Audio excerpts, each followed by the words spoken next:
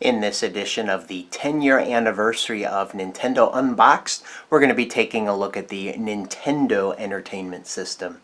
If you're interested in seeing my original unboxing video, I've left a link to it in the description for this one, so definitely check that out. So this is it. This is the one that restarted it all, or at least here in the United States. The Nintendo Entertainment System was released to a small test market in New York City in 1985, 2 years after the original Famicom had released in Japan. And if you don't know, the Famicom is the Japanese counterpart to the Nintendo Entertainment System. And during those 2 years, between 1983 when the Famicom was released and 1985 when the NES was released, the Famicom gained massive popularity in Japan. Nintendo and its third parties were releasing lots of fun, quality games. Among those were the black box, or what we would eventually call in the United States the black box games, like Super Mario Brothers here, mainly because they were released in packaging that had a black Starfield background. In Japan, those would be known as the pulse games because they had sort of a heartbeat-like pulse to their design aesthetic.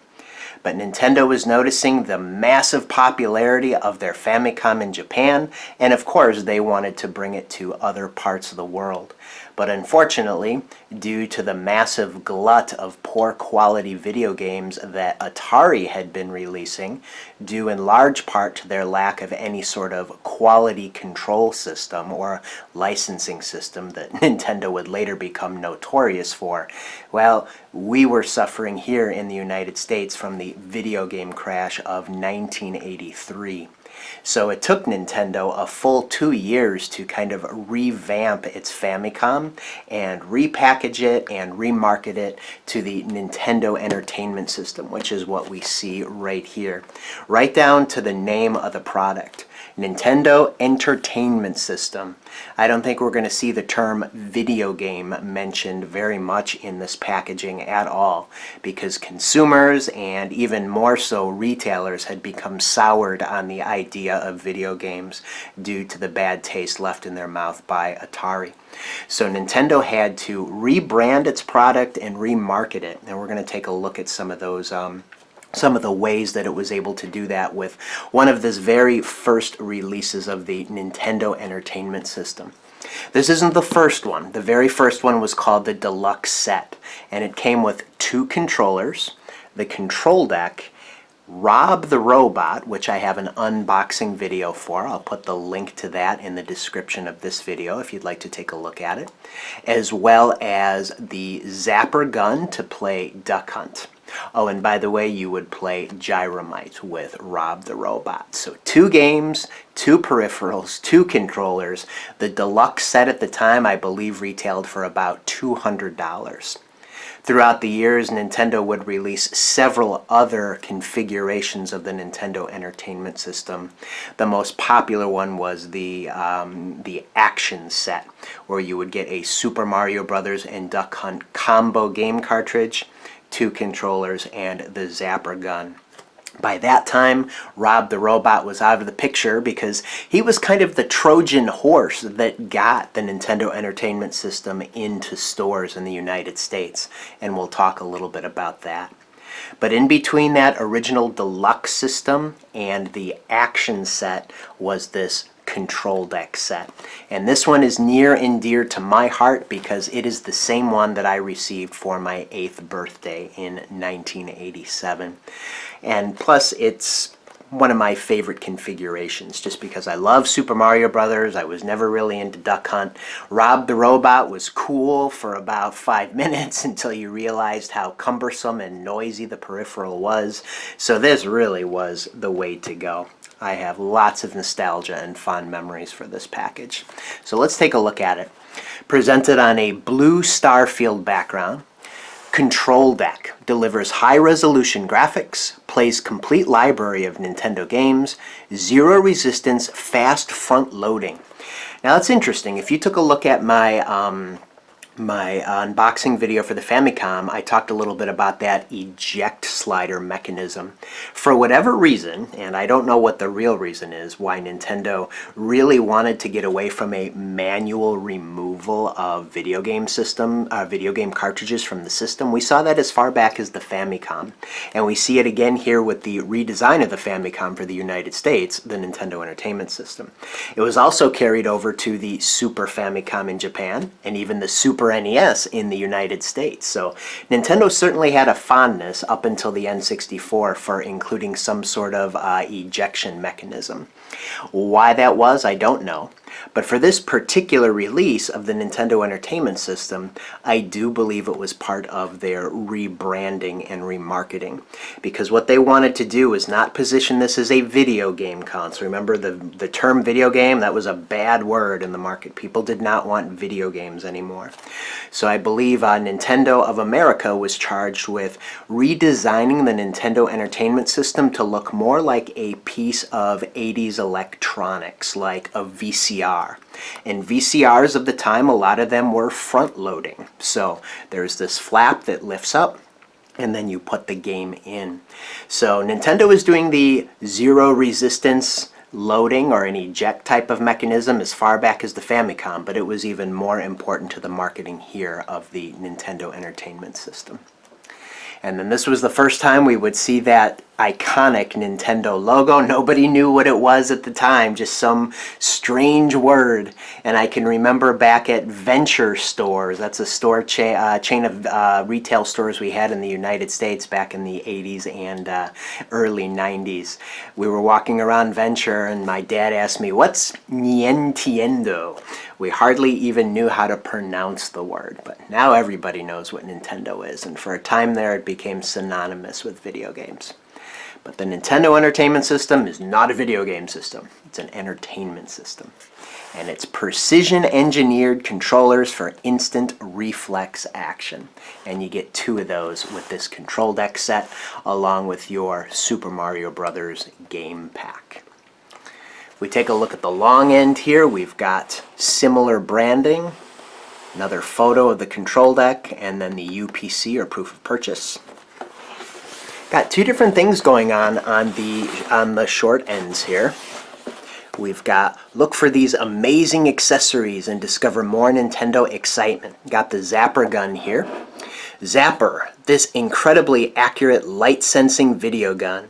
The exclusive Zapper gun has been created through our precise light sensing technology. That's why it takes pinpoint accuracy to hit your target. But hit or miss, the Zapper is always loaded with thrills. It's the ultimate accessory for fast-paced video game playing. So take aim and test your skills when you play games for our Light Gun series. Discover the spellbinding challenge in Duck Hunt, Hogan's Alley, Wild Gunman, and Gumshoe. All of those games originally included in that black box series of first-party Nintendo games. And I always find it interesting that Nintendo had its light gun, Sega had a similar type of gun for the Master System, but it used better technology. Same for their 3D systems. Nintendo just had those red and blue 3D glasses. Sega had an actual 3D system, although the 3D system was released in Japan for the Famicom. And then here we have Rob the Robot, the Trojan horse that was designed to make you think, wow, what an advanced piece of technology. Certainly not a video game. This is something else. So Rob stands for Robotic Operating Buddy, the ultimate playing partner. Enter a whole new dimension in video technology. Video technology, not video game technology, with Rob, the extraordinary video robot. ROB picks up your commands from the screen by sensing light patterns with his eyes. You control ROB to move in any one of his 6 function movement modes, which take forever, by the way. Together, you can tackle even the toughest video challenge, or you can just use your toes to press the buttons on the second player controller instead of have Rob take forever to do it. Discover why Rob is the ultimate dimension in home video game playing. Team up with Rob and play these great Robot Series games, Gyromite and Stack Up, because That's all they needed before people saw past this video technology sham. And there's a reason why they were able to see past this and actually get on board with video games again. And we'll talk about what that is. It's a little bit of a spoiler here, in the box. So we take a look at the other long panel. Actually, that's the first one we took a look at. This is the other one, pretty much the same thing, but without the UPC. And then the other short panel here talks about some of the games. Choose from an extensive assortment of Nintendo games. This is the programmable series. These exciting games offer you extra challenge by allowing you to program them yourself. Excitebike, Wrecking Crew, and Mach Rider. More games to come. Sadly, however, unlike in Japan, you couldn't save your custom tracks in Excitebike because the data recorder peripheral was not released here in the United States, and there were no battery backups in most of the black box games. Action series. Use the controllers to play games from our high-flying action series. Kung Fu, Ice Climber, Super Mario Bros., Pinball, Clu Clu Land, Balloon Fight, Urban Champion. And you're noticing here that Super Mario Bros. Is being touted as among the games you could play. Back when the deluxe set was first released in the test market in New York, hadn't quite been released yet. Hint at the spoiler alert. Sports series. These true-to-life games are as close as you can get to real sports competition. And the generic naming convention that Nintendo went with, well, that let you know exactly what it was you were going to be playing. Baseball, tennis, soccer, golf, and the exception of 10-yard fight. And I believe the reason that they called it 10-yard fight instead of football is because the difference in usage between American football and football in pretty much every other region of the world. We would call it soccer. But Nintendo did have a soccer there, so they distinguished the two for us. Plus these arcade classics, games that made Nintendo famous. The original Donkey Kong, Donkey Kong Jr., Donkey Kong 3, Mario Brothers, and Popeye. So yeah, kind of a shout out to some of the original arcade games from Nintendo. And you could get some fairly decent, but not complete, ports on the Nintendo Entertainment System. So let's take a look at the back. Lots of marketing here. The control deck that puts you in control of incredible fun. So here we've got the happy family enjoying their game of Super Mario Brothers. Notice that the ugly cord mess is kind of edited out of the picture. There are cords plugged in, but they're strangely kind of cut right here. But we do see the cords there. Unfortunately, the boys there don't really have too much experience playing Nintendo because that's not how you hold the controller to play Super Mario Brothers. But hey, at least everybody's having fun, or pretending to have fun. Recommended for ages 8 to adult. So got a screenshot there of Super Mario Brothers because that's included with the system. Free, the most incredible video game ever.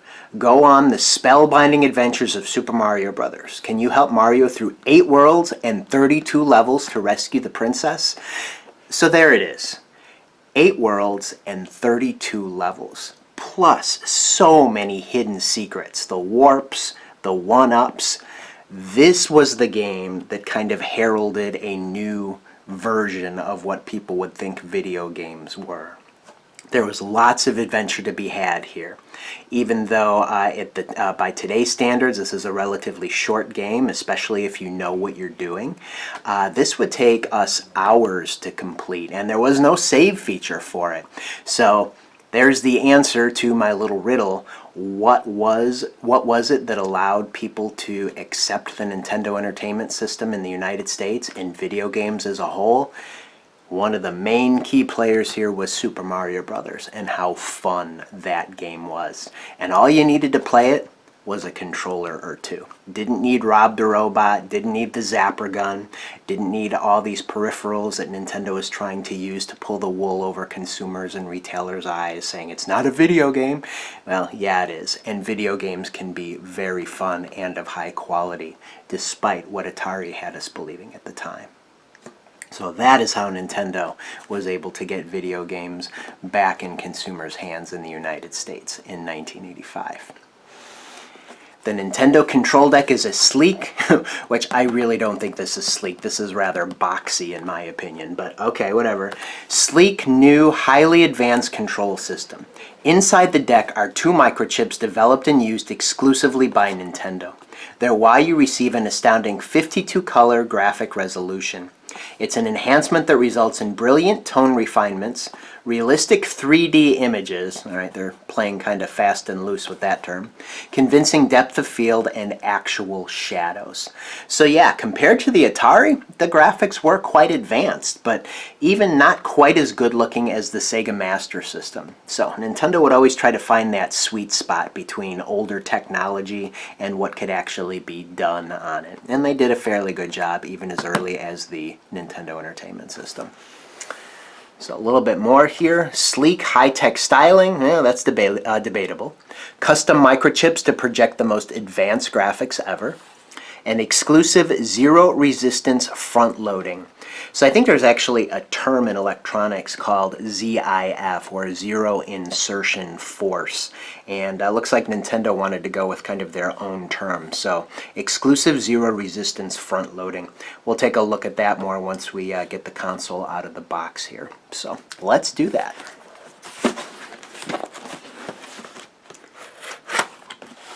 Open it up. So kind of like the styling of the Japanese products, we've got a big styrofoam block. This one actually has a lid, so for collector's purposes, if you're going to pick up a Nintendo Entertainment System, an early one that is, you want to be sure you get the top of your kind of your styrofoam capsule that the Nintendo Entertainment System was packaged in.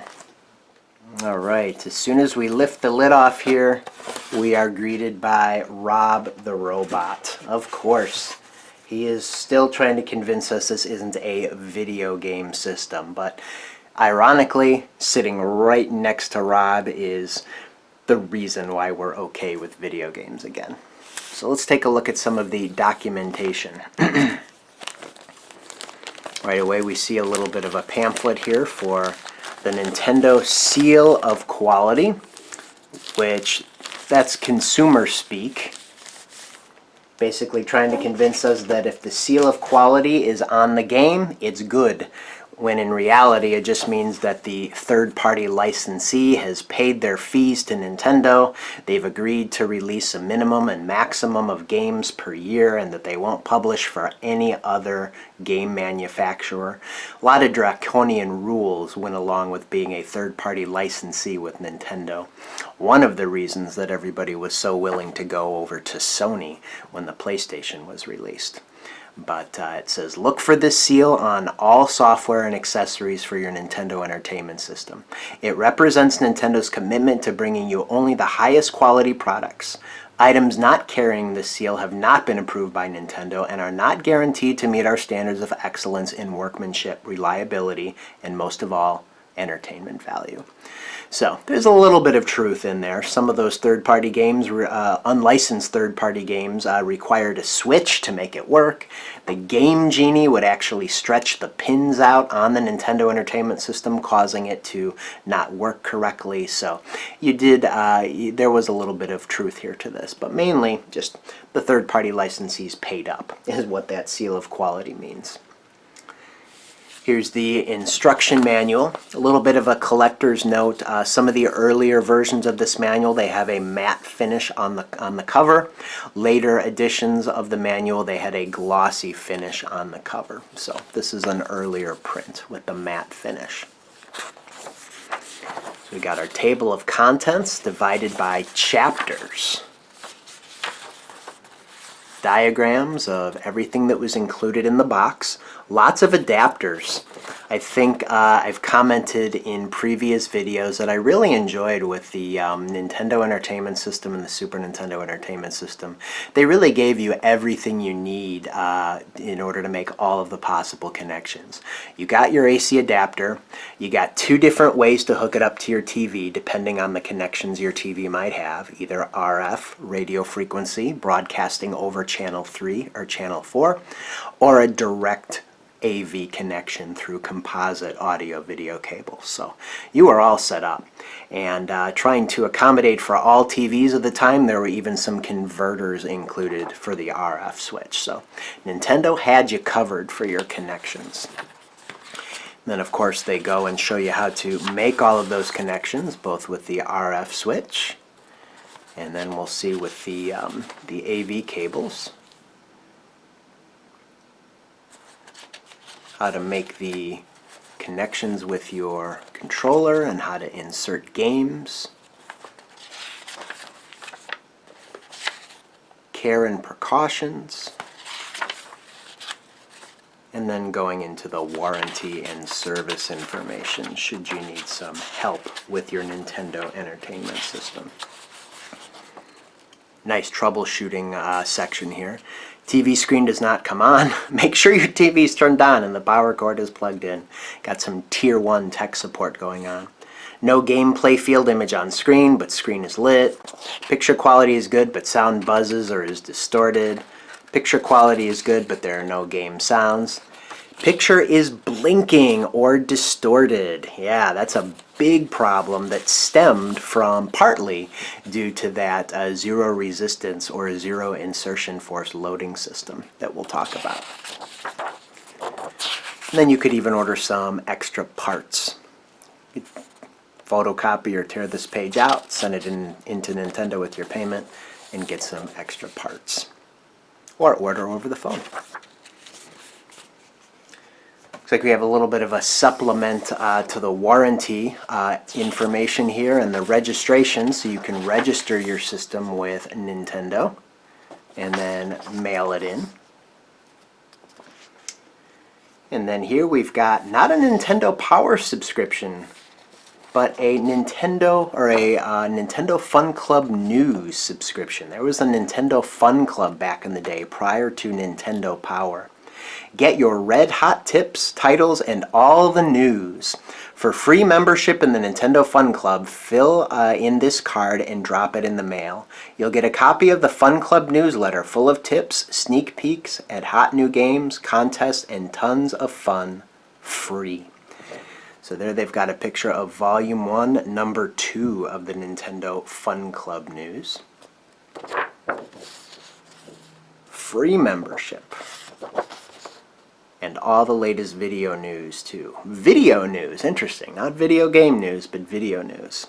Fun and games, that's what the Nintendo Fun Club is all about. As a member, you'll get a free copy of the Fun Club News, which is loaded with hot tips from the pros, nationwide high score contests, sneak peeks into new video games, video jokes, puzzles, letters from other video whizzes, and more. Here they're kind of going back and forth between video and video game. Fill out, tear off, and send in the return card above for your free Fun Club membership, just for the fun of it. And then the little crab there says, "Ugh, another member." And Mario says, "Join the club, learn new tricks." So yeah, my parents kind of took this away from my NES when I wasn't looking, filled it out, and from my birthday to Christmas, I got a membership to the Nintendo Fun Club. That was one of my Christmas presents later on that year. And then here is the huge poster of Rob the Robot. I'm not going to unfold this here on camera because this one is absolutely huge. As a matter of fact, what I'm going to refer you to, if you'd like to see the poster, is my unboxing video for Super Mario Brothers, which I also won't take a look at here either because I have a separate video for that. So I'll put the link in the description and I'll put it on screen here if you would like to see my unboxing for Super Mario Brothers. But back in the day, I already made the comment that Nintendo gave you all the cables you needed to make your connections. With the pack-in games, they even give you the proper packaging. You get a full retail copy of the game, which is awesome. Unlike what they were doing with the Wii, where you would just get you'd get your Wii Sports in a little slipcase. All right, so that leaves us with the hardware. So we can see here all of the connection things that they would include. We've got our AC adapter, and then beneath the RF switch, we've got our AV cables, just a red for mono audio and yellow for video. And then we have all these converters for making connections with the RF switch if you needed to do that. And this is an auto RF switch.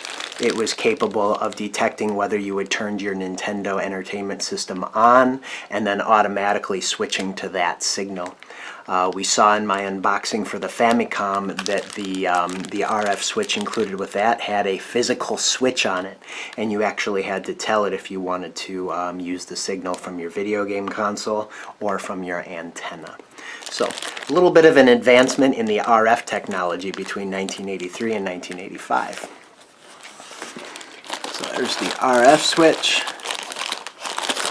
And then of course we have the two high-tech controllers here.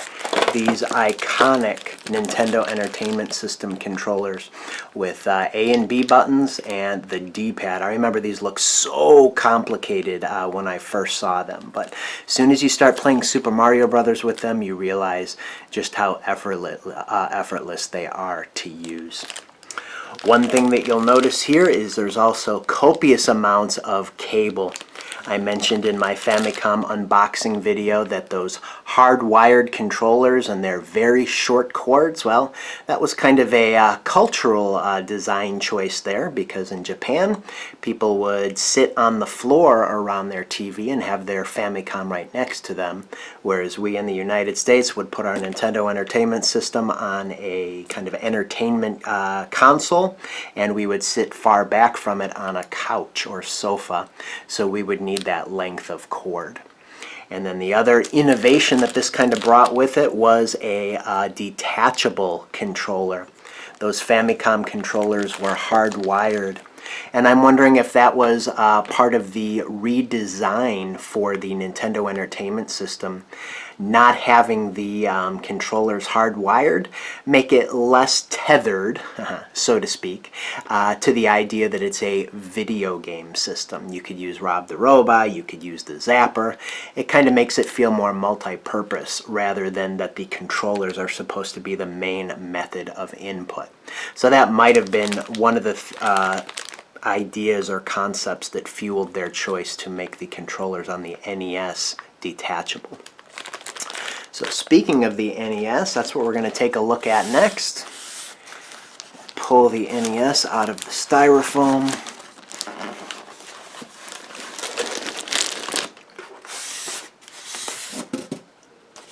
And take it out of its bag. Lots of warnings on the bag. And there it is. Brand new Nintendo Entertainment System.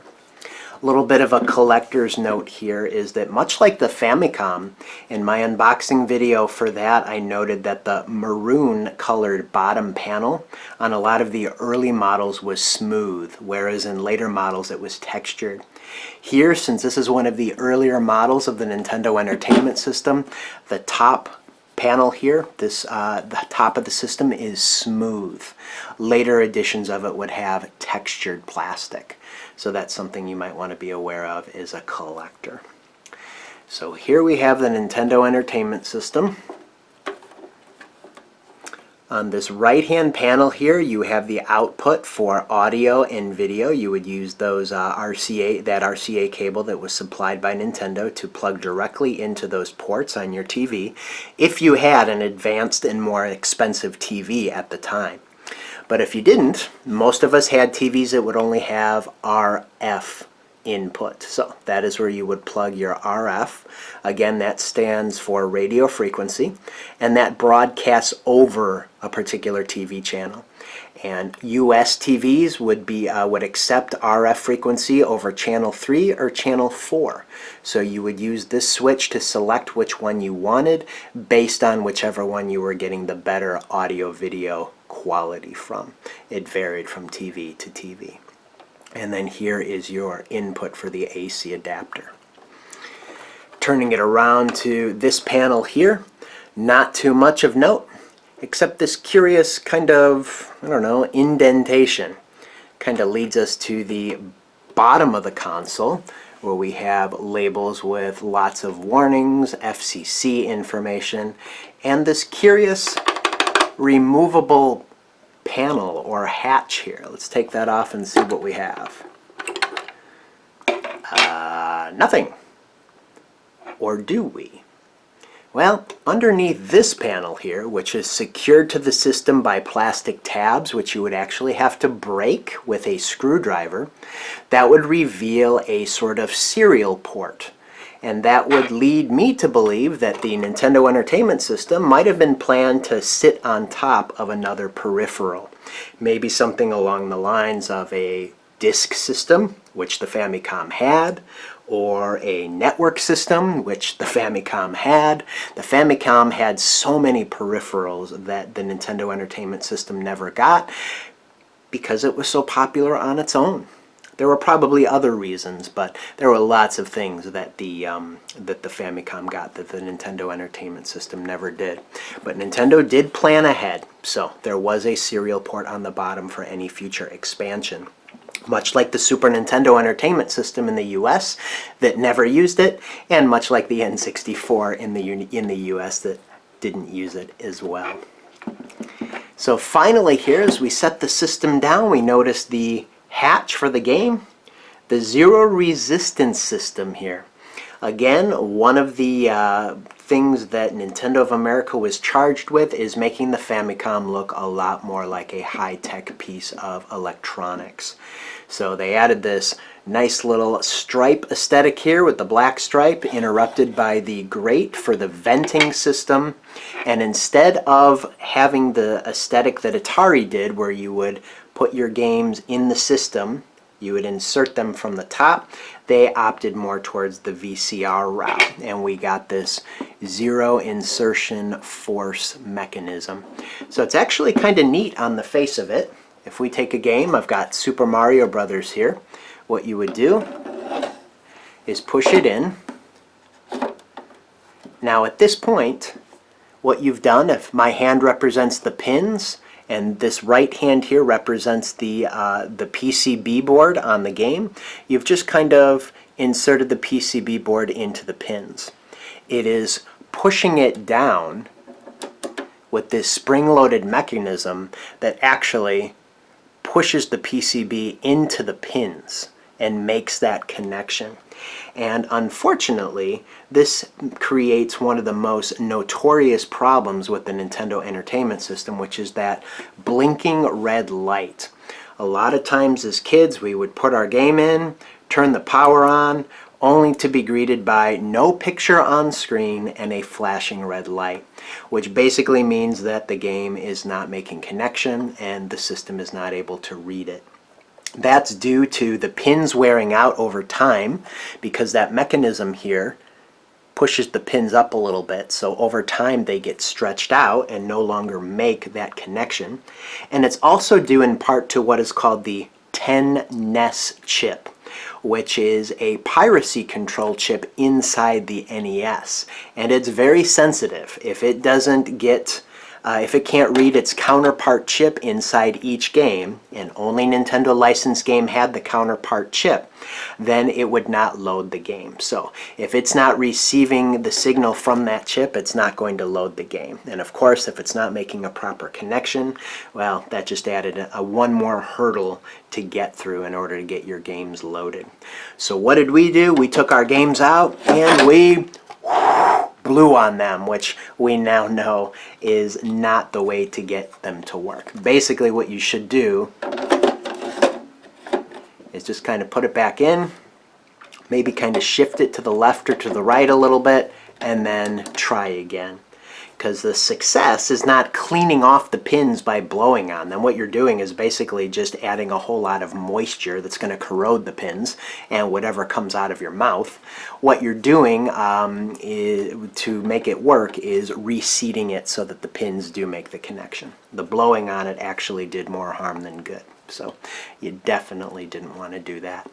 But once you did, you got your game loaded up, you were set to have lots of fun with your Nintendo Entertainment System.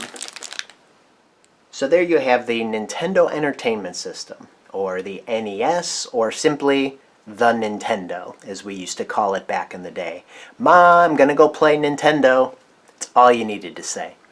So I hope you enjoyed this video, and will stay tuned for more content that I have coming from World of Nintendo, especially redone versions of several of my original unboxings to celebrate the 10-year anniversary of the Nintendo Unboxed series. So definitely stay tuned for those. I've had the schedule of those up on the screen. Until the next one, take care.